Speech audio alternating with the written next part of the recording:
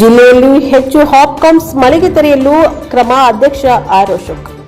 ಸಂಘದ 2024 ಮತ್ತು 25ನೇ ಸಾಲಿನ ಸರ್ವ ಸದಸ್ಯರ ವಾರ್ಷಿಕ ಮಹಾಸಭೆ ಚಾಮರಾಜನಗರ ಜಿಲ್ಲೆಯಲ್ಲಿ ಮುಂದಿನ ದಿನಗಳಲ್ಲಿ ಹೆಚ್ಚು ಹಾಪ್ಕಾಮ್ಸ್ ಮಳಿಗೆಗಳನ್ನು ತೆರೆಯಲು ಕ್ರಮ ಕೈಗೊಳ್ಳಲಾಗಿದೆ ಎಂದು ಜಿಲ್ಲಾ ತೋಟದ ಬೆಳೆಗಾರರ ಮಾರಾಟ ಮತ್ತು ಸಂಸ್ಕರಣಾ ಸಹಕಾರ ಸಂಘದ ಅಧ್ಯಕ್ಷ ಕೆಆರ್ ಲೋಕೇಶ್ ತಿಳಿಸಿದ್ದಾರೆ. ನಗರದ ಸಂತೇಮರಹಳ್ಳಿ ರಸ್ತೆಯಲ್ಲಿರುವ ಜಿಲ್ಲಾ ಹಾಪ್ಕಾಮ್ಸ್ ಕಚೇರಿಯಲ್ಲಿ ಜಿಲ್ಲಾ ತೋಟದ ಬೆಳೆಗಾರರ ಮಾರಾಟ ಮತ್ತು ಸಂಸ್ಕರಣಾ ಸಹಕಾರ ಸಂಘದ 2024 ಮತ್ತು 25ನೇ ಸಾಲಿನ ಸರ್ವ ಸದಸ್ಯರ ವಾರ್ಷಿಕ ಮಹಾಸಭೆಯಲ್ಲಿ ಅಧ್ಯಕ್ಷತೆ ವಹಿಸಿ ಮಾತನಾಡಿದ್ದಾರೆ. ಆಡಳಿತ ಮಂಡಳಿಯ ಸಹಕಾರದಲ್ಲಿ ಜಿಲ್ಲಾ ಹಾಪ್ಕಾಮ್ಸ್ ಅಭಿವೃದ್ಧಿಗೆ ಶ್ರಮಿಸಲಾಗುವುದು. ರಾಜ್ಯ ಸರ್ಕಾರ ಮುಂದಿನ ದಿನಗಳಲ್ಲಿ ಒಳ್ಳೆಯ ಕಾರ್ಯಕ್ರಮಗಳನ್ನು ನೀಡಲಿದೆ ಎಂದರು.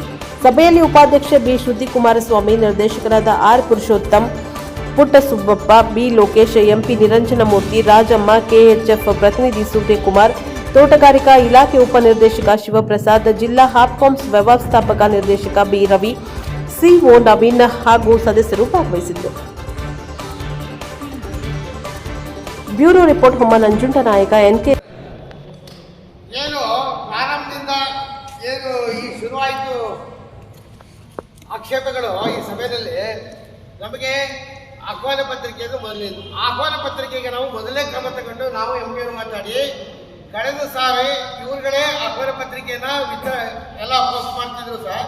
ಈ ಸಾರಿ ನಾವಿಬ್ಬರು ಕೂತ್ಕೊಂಡು 967 ಜನಕ್ಕೂ ಅವರ ಅಡ್ರೆಸ್ ಹಂಚಿಸಿ ಅವ್ರಿಗೆ ಪ್ರತಿಯೊಬ್ಬರಿಗೂ ತಲುಪುವಂಗೆ ಮಾಡಬೇಕು ಅಂತ 4 ದಿವಸ ಇಲ್ಲೇ ಉಳ್ಕೊಂಡು ರಾತ್ರಿ ಎಲ್ಲ ನಾವು ಹಂಚಿಸಿ ಎಲ್ಲ ಮಾಡಿದ್ವಿ ನಾವು ಎಂಪಿಯವರು. ಅಂತಲ್ಲೂ ಕೂಡ ಆಕ್ಷೇಪ ಬಂತು. ಅದಕ್ಕೆ ನಾವು ಮುಂದೆ ಏನು ಮಾಡ್ತಾ ಇದ್ದೀವಿ, ಈ ಆಯಾ ನಮ್ಮ ನಿರ್ದೇಶಕರು ಆಯಾ ತಾಲೂಕಿನವರಿಗೆ ಕೂಡ ಕೊಡುವಂಥ ಒಂದು ಸಲಹೆಯನ್ನು ನಮ್ಮ ಸನ್ಮಾನ್ಯ ಇವರು ಕೊಟ್ಟಿದ್ದಾರೆ. ಅದನ್ನು ನಾವು ಕಾನೂನುಬದ್ಧವಾದಂತಹ ಒಂದು ವ್ಯವಸ್ಥೆ ಇಲ್ಲ. ಕಾನೂನುಬದ್ಧವಾದಂತಹ ವ್ಯವಸ್ಥೆ ಇದ್ದಿದ್ರೆ ನಾವು ಈಗಾಗಲೇ DRO ಹೋದರೆ DRO ಬೇಕಾದಂತಹ ಒಂದು ಪೂರಕವಾದ ದಾಖಲೆಗಳು ಪಡೆಯಿದ್ರು. ಮತ್ತೆ ಸಂಬಂಧಪಟ್ಟ ಇಲಾಖೆಗಳಿಗೆ ಬಾಕಿ ಬರಬೇಕಾದ ಇಲಾಖೆಗೆ ಹೋದಾಗಲೂ ಅಲ್ಲಿ ಅವರಂದ್ರು ಹಿಂದೆ ನಾವೆಲ್ಲ ಸಾಂದರ್ಭಿಕವಾಗಿ ನಾವು ಅಲ್ಲೇ ಕೊಟ್ಬಿಟ್ಟಿದ್ದೀವಿ, ಯಾವುದೇ ಬಾಕಿ ನಮ್ಮ ಹತ್ರ ಇಲ್ಲ ಅಂತ ಹೇಳಿದ್ರು. ಇವೆಲ್ಲ ಅಂಶಗಳನ್ನು ತಗೊಂಡೋಗಿ DC ಅವರ ಹತ್ರ ನಾವು ಈ ರೀತಿ ಆಗಿದೆ, ನಮ್ಮ ಸಂಸ್ಥೆ ತುಂಬ ಸಂದಿಗ್ಧ ಪರಿಸ್ಥಿತಿಯಲ್ಲಿದೆ, ಎಲ್ಲ ಬಾಕಿಗಳು ಬರಬೇಕು, ಈ ಇಲಾಖೆ ನಮ್ಮ ಮೇಡಮ್ ಕೊಡಿಸ್ಕೊಡಿ ಅಂತಂದು ಅವ್ರ ಕರೆಸಿ ಎಲ್ಲ ಮಾತಾಡ್ಬಿಟ್ಟು ADC ಅವರಿಗೆ ಹ್ಯಾಂಡ್ ಓವರ್ ಮಾಡಿದ್ರು. ನೋಡಮ್ಮ, ಏನು ಬಾಕಿ ಬರಬೇಕು ಯಾವ್ಯಾವ ಇಲಾಖೆಯಲ್ಲಿ ಸಂಸ್ಥೆ ಮುಚ್ಚೋ ಅಂತ ಬಂದಿದೆ, ಇದೆಲ್ಲ ಸರಿಪಡಿಸ್ಕೊಡುವಂದು. ಅವರು ಅಂತ ಕಾರ್ಯತತ್ಪರರಾಗಿರಲಿಲ್ಲ. ಯಾರೋ ADC ಅವರು ಮೊದಲವರು. ಈಗ ಬಂದಿರ್ತಕ್ಕಂಥವ್ರು ಬಹಳ ಚುರುಕಾಗಿದ್ದಾರೆ, ಮತ್ತೆ ಕಾನೂನುಬದ್ಧವಾಗಿ ತೀಕ್ಷ್ಣವಾಗಿ ನಮ್ಮ ಒಂದು ಇದಕ್ಕೆ ಸ್ಪಂದಿಸುವಂತ ಪ್ರವೃತ್ತಿ ಇದೆ ಈಗ ಬಂದಿರೋ ಜವರೇಗೌಡರಿಗೆ. ಆಗ ಪುನಃ ಇವ್ರು ಬಂದಿರೋಕ್ಕೆ ಅದ್ರ ಬಗ್ಗೆ ಎಲ್ಲ ಕರೆಸಿ ಹೇಳಿದ್ದಾರೆ, ಏನೇನಿದೆ ದಾಖಲೆಗಳು ತಂದು ಕೊಡಿಯೋದು. ಇಲ್ಲಿ ದಾಖಲೆಗಳು ಕೊಡೋಕ್ಕೆ ನಮ್ಮ ಹತ್ರ ಏನೂ ಇರಲಿಲ್ಲ, ಹಿಂದಿನವರೆಲ್ಲ ಮುಗಿಸ್ಬಿಟ್ಟಿದ್ರು. ಆಗ ಈ ಸಂಸ್ಥೆಗೆ ಈಗ ಎಲ್ಲ ಡಿಮಾಲಿಷ್ ಆಗುತ್ತೆ, ಒಂದು ಜಾಗ ಬೇಕು ಅಂತ ಜಾಗಕ್ಕೆ ಬಹಳ ಆಸಕ್ತಿ ವಹಿಸಿದವರು ಇರೋ ADC ಅವರು ಜವರೇಗೌಡರು. ಬಹಳ ಇದಾಗಿ ಇಮಿಡಿಯೇಟ್ ಆಗಿ ತಾಲೂಕು ತಹಶೀಲ್ದಾರರಿಗೆ ಮತ್ತು ಸರ್ವೆ ಡಿಪಾರ್ಟ್ಮೆಂಟ್ ಅವ್ರಿಗೆ ಹೇಳಿ ಕೂಡಲೇ ಇವರಿಗೆ ಒಂದು ಜಾಗ ಮುಗಿಸ್ಕೊಡಿ ಅಂತ ಹೇಳಿ ಹೋಗಿ ಅಲ್ಲಿ ಒಂದು 10 ಗುಂಟೆ ಜಾಗನ ಇದು ಮಾಡಿದ್ರು. ಅದು 34 ಲಕ್ಷ ಸರ್ಕಾರಿ ಬೆಲೆ.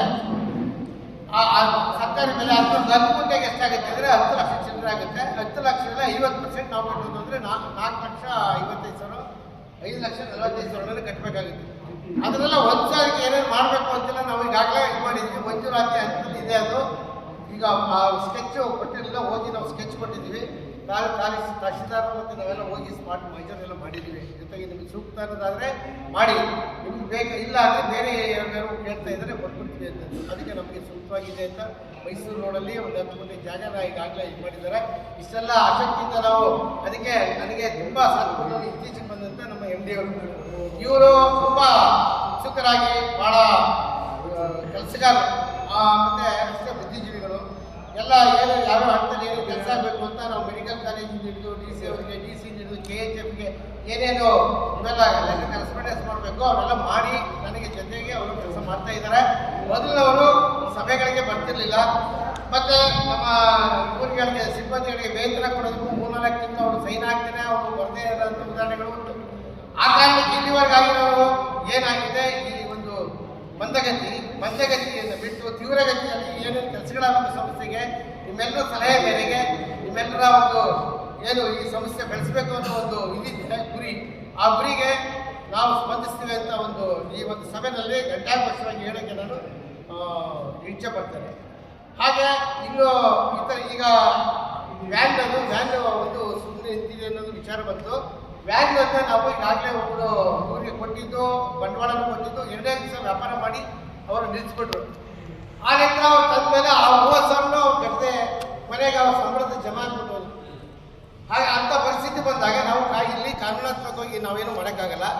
ಹಾಗೆ ನಾವು ಡೈರೆಕ್ಟ್ಲಿ ಕೊಳ್ಳೇಗಾಲದಲ್ಲಿ ಅಲ್ಲಿ ಔಟ್ಲೆಟ್ಗಳಿಲ್ಲ, ಕೊಳ್ಳೇಗಾಲದಲ್ಲಿ ತಗೊಂಡ್ಬಿಟ್ಟು ಟೌನ್ ಒಳಗಡೆ ವ್ಯಾಪಾರ ಮಾಡುವಂಥ ಒಂದು ಉದ್ದೇಶ ಇಟ್ಕೊಂಡು ನಮ್ಮ ಲೋಕೇಶ್ ಅವ್ರು ಹೇಳಿದ್ರು. ಅಲ್ಲಿ ಅವರು ಕೂಡ ಯಾರ್ಯಾರೋ ಇದು ಮಾಡ್ತಾರೆ, ಯಾಕೆಂದರೆ 3 ದಿವಸ ಮಾರಿ ದುಡ್ಡು ತಗೊಂಡು ಹೋದ್ರೆ ಯಾರು ಅಂತ ವಿಚಾರಕ್ಕೆ ಅವರು ಅದನ್ನು ಹಂಗೆ ನಿಂತಿದೆ. ಈಗ ವ್ಯಾನ್ ಏನಾದ್ರು ಒಂದು ಇಲ್ಲೇ ನಾವು ಸ್ಥಳೀಯವಾಗಿ ಜಿಲ್ಲಾ ಕೇಂದ್ರದಲ್ಲೇ ಒಂದು ಇದನ್ನು ಮಾಡಿ ಏನು ಪ್ರತಿ ಎಕ್ಸ್ಟೆನ್ಷನ್ಗಳು ಹೋಗಿ ವ್ಯಾಪಾರ ವಹಿವಾಟು ಮಾಡೋ ಅಂಥ ಒಂದು ಸಂದರ್ಭಕ್ಕೆ ನಾವು ಎಲ್ಲರೂ ಸುಮಾರು ನಾವು ಬಂದಿರೋ MD ಅವರಿಗೆ ಇವರಿಗೆ ಎಲ್ಲ ಮತ್ತು ನಮ್ಮ ನಿರ್ದೇಶಕರು ಸ್ಥಳೀಯ ನಿರ್ದೇಶಕರುಗಳು ಹೇಳಿದ್ವಿ, ಯಾರು ಒಂದಿಬ್ಬರು ಹುಡುಕಿ ಮಾರಾಟ ವ್ಯವಸ್ಥೆನ ಇದರಲ್ಲೇ ಮಾಡೋಣ, ಲಾಭಾಂಶನ ಅವರೇ ತಗೊಳ್ಳಿ, ಸದ್ಯಕ್ಕೆ ಅದು ಚಾಲು ಆಗಲಿ, ನಿಂತಿರೋದು ಬೇಡ, ಯಾಕೆಂದರೆ ವಾಪಸ್ ಕೊಡಿ ಅಂತ ಇದ್ದಾರೆ. ಆಯಿತಾ? ಆ ಕಾರಣಕ್ಕೆ ನಾವು ಏನಾದ್ರು ಮಾಡೋಕ್ಕೆ ನಾವು ಪ್ರಯತ್ನಗಳು ನಡೀತಾನೆ ಇದೆ ನಿರಂತರವಾಗಿ. ಯಾರು ಸಿಗ್ತಾ ಇಲ್ಲ ಹುಡುಗರು. ಇನ್ನು ಬಾಕಿ ವಿಚಾರಗಳೆಲ್ಲ ನಾವು ಸ್ಪಂದಿಸ್ತಾ ಇದ್ದೀವಿ.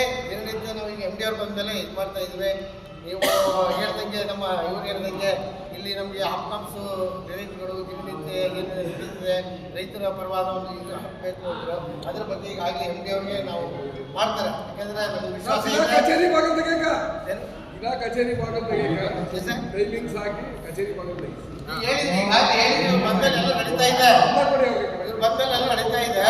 ಯಾಕೆಂದರೆ ಅವರ ಪರ್ಸನಲ್ ಇದಕ್ಕೂ ಕೂಡ ಅವರು ಹೇಳ್ಕೊಂಡು ಏನೇನೋ ಇದು ಮಾಡ್ತಿದ್ರು. ಈಗ ಹಂಗೆಲ್ಲ ಹೇಳಕ್ಕೆ ಹೋಗಬಾರ್ದು.